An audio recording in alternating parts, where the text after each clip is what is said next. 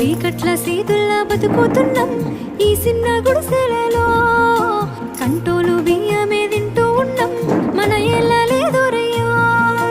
కష్టాల్లో తోడున్న అందరికీ నా ఒళ్ళని కనిపిస్తలేనమ్మ కొందరికి కష్టాల్లో నేనున్నని.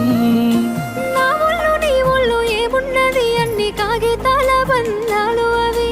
కాగితాలే జీవితాలనుకొని అయినోళ్ళనే వదులుకుంటారయ్యా. బాగుంటే 10 మంది వస్తారయ్యో చుట్టాలే మన ఇంటికి.